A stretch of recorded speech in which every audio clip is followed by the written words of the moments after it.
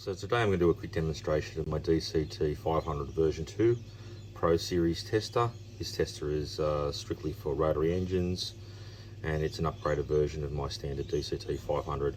The main difference is it's got 2mm of acrylic to protect the screen on the front, and the sensor connects via USB, and it has a printer port.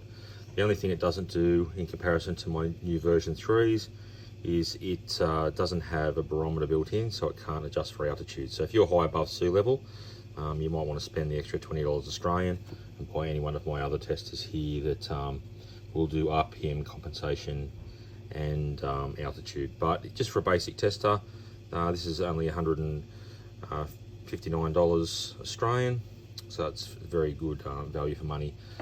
With this test, I'm going to test connect it up to the new P1000 printer as well.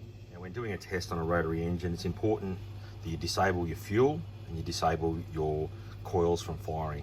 Now, this is an rx8 engine that I'm going to do a demonstration on. Here's our sensor. The sensor just connects via your leading spark plug hole. Make sure you keep all other spark plugs in when you're doing this test. Obviously, if you pulled out the trailing spark plug when you're doing a test, you're going to get zero compression because it's going to have a leak via that open spark plug. The only time you would take out a spark plug on the opposite housing is if you've got low crank speed because your starter motor is not great. You could pull your leading out on the other side to allow it to crank faster. Now, if you were doing that, that's one of the reasons it's extremely important to disable your spark, because obviously if you're cranking and there's fuel coming out of there and you're still getting spark, you could actually have a fire in your engine bay. So the simplest way on an rx8 engine is you've got your pickup for your ignition on the front pulley. You can just disconnect your crank sensor on the front, and that'll disable your spark. So to commence the test, you must have the sensor lead already plugged into the tester before you switch it on, and for this case have your printer plugged in. As soon as you power it up, it'll do a quick test, and then it'll print out that the printer's ready to go, and you then crank the engine.